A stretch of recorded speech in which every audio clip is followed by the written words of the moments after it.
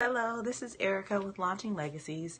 Welcome to our daily devotional. Today we are finishing our devotional series on stewardship.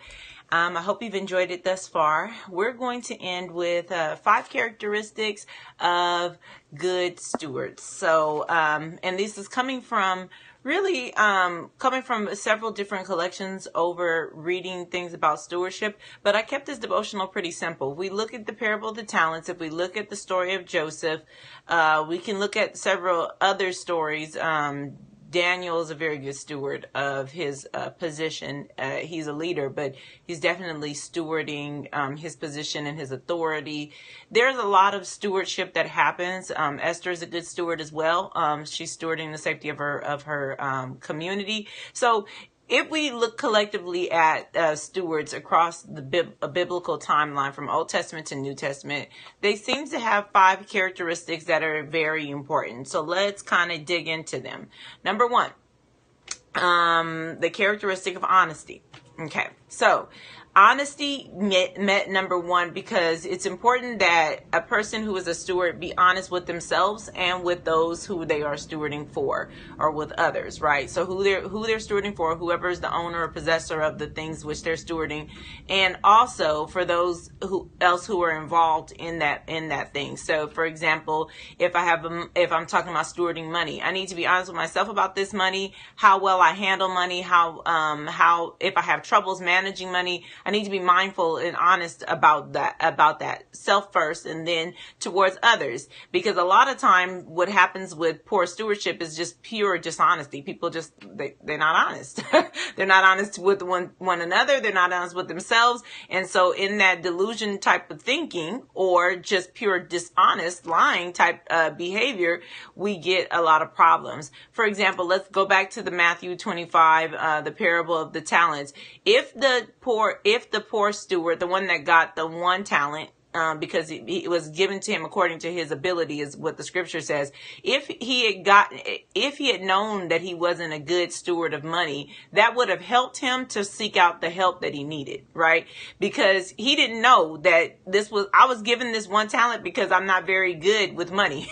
Basically, I'm not very good with my resources. I was only given 1 talent. If he'd have known that about himself, then he would have realized that the next position would have come into mind, and he would have been able to possibly do something better for the time that he was working or doing this stewardship of his master's money. But he didn't realize, because he wasn't honest with himself, that he really wasn't a very good steward. He didn't realize that. But some people think, well, you're not going to know that about yourself. Well, if you're honest with yourself, you will. You know you don't do well with money. Okay, just say, I'm not good with money.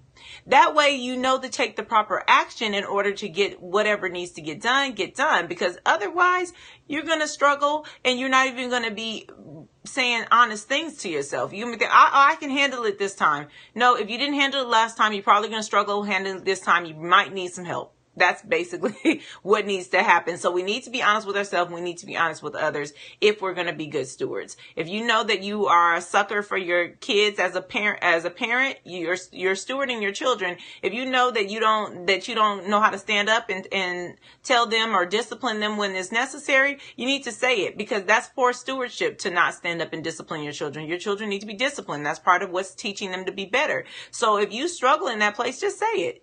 Somebody else might be able to help you get to the right position. But if you don't say it, then you're bound to live in that same cycle of dysfunction. And the world we can see throughout the world what poor parenting has done. So we don't want that problem. So we need to be honest. The next place is humility. Now, you would think honesty and humility typically go together. Yes, because after I'm honest and say, maybe I'm not so good at this, or I'm really good at doing these, but I'm not so good at doing this, I'm honest and I'm sharing that honesty with others. Then the humility says, you know whose this is, right? You know that it's not yours to waste, right? So humility says, I am not very good at this, and I know that this belongs to someone else, and I really want to do well with it. So you put yourself in the right position to say, let me really focus. Let me really make a sacrifice. Let me really put myself in proper positioning so that I can do what needs to get done in order for me to be a good steward. And that becomes really a priority for people who are humble.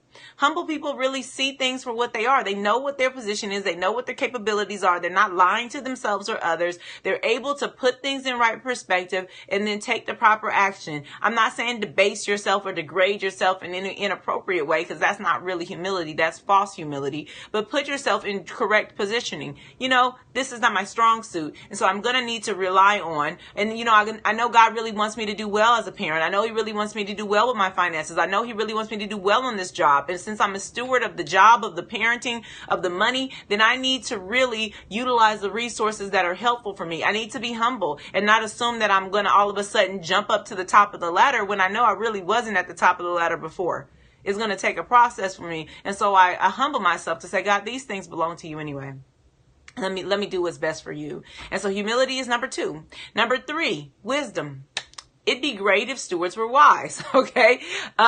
Wisdom, though, comes when we ask God. The scripture says that we can ask God for wisdom, but that also comes with for most people, time and experience. And if we're honest with ourselves when we have negative experiences, if we're humble with ourselves when we're going through things, then wisdom will generally come as a manifestation of honesty and humility, right? And so we will become more wise in practice, but there's no harm in asking God, please help me to be wise with these things you've given me. Please help me to be wise as I parent my child. Please help me to be wise as I work through this money. God, please help me to be wise as I'm working at this job. I want to keep my job. Help me to be wise. Help me to make good decisions. Help me to sit back. Help me to recognize that I need to be making decisions that are thought out, not things that are rash and without reasoning and without good thoughts. And so wisdom definitely comes into play. And again, we see most of these actually we see in the Matthew 25, but we honestly see it in every really good example of stewardship. And I've mentioned just a few of them: Joseph, Esther, Daniel, all of them stewards. David was a steward. So a stewardship is common, okay? Paul was a steward in the New Testament. When we see all of these different places of stewardship, wisdom is one of the things that makes the distinction between those who are good and those who are not. And so, for example, Ananias and Sapphira, not only were they liars, they were dishonest. They were poor stewards because of their lack of honesty, but also their lack of humility and just realizing that was God's money anyway. Why did we sit up here and lie about it? And that's what Peter says to them before they die. And then thirdly, they're not very wise. Listen, you don't need to do something that you don't need to do. Just be wise with your resources. And so Ananias and Sapphira are a good example of poor wisdom. So is the parable of the talents when the man has only one talent. He clearly has poor wisdom. That's found in, Matthew 25 for the talents and Acts for Ananias and Sapphira.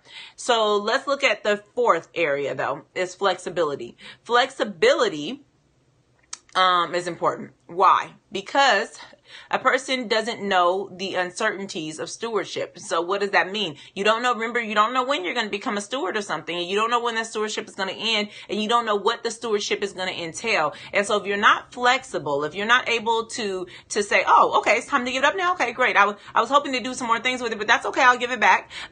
If you're not able to do that, then that's going to be problematic.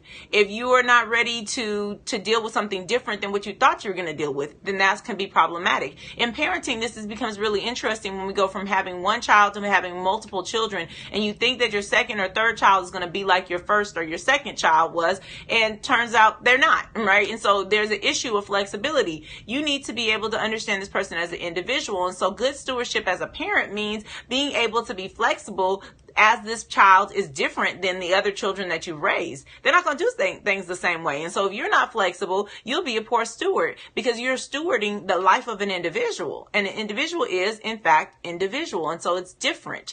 And so jobs are different as well, right? And finances can be different. And so with all of these differences, if you're not flexible, it's going to be really difficult for you to be effective as a steward of these resources. Lastly, number 5 is teachable.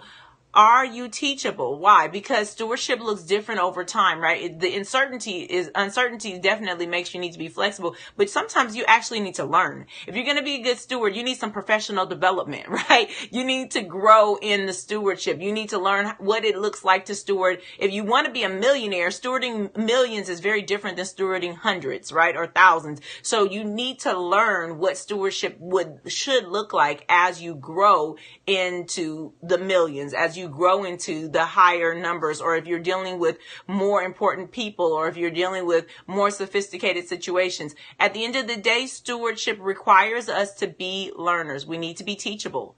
If we're not teachable, then what happens is after a while, we're ineffective stewards because we're only equipped to manage what it is that we started off with. We're only able to manage that little. And most people who enjoy stewardship, and that would be all of us, want our children to become more successful. So we need to, as they grow, we need to learn how to be better parents for older children, right? And we want our jobs to have promotions. So we need to learn what type of things we need to do as we move up the ladder. And lastly, we want to have more money. We want to be we want to have stewardship over more resources. And if we want more resources or stewardship over more resources, we need to learn what people who have more resources tend to do. We need to be teachable. And so these are 5 things, right? From the beginning: honesty, humility, wisdom, flexibility, teachable, being teachable. These 5 things are the characteristics of great stewards, and they're all throughout the Bible. And I just want to encourage you to spend some time reading the word in various areas. Even if you only stuck to the parable of the talents in Matthew 25, you'd be great. But if you went to Genesis 41 and read about Joseph and what he does, he exemplifies all 5 of these standards, and it's beautiful. And so let's just do this. Let's say to ourselves, God, these are the areas that I steward. Do I have these 5 characteristics? If not, how can I grow in these ways? Why? Because it's important that we grow and change with the dynamics of our life. I want you to know that we're praying for you. We're praying that you would heal, live, and grow. We are praying that you would be dynamically influential for the sphere of influence God has given you. We're praying for that. We're praying that you are amazing stewards of everything God has given you to steward. And we're hoping that you're praying for us because we need your prayers. We will see you again next week with another devotional series. Until then, be blessed, enjoy your weekend, and don't forget to talk with God about stewardship. Bye-bye.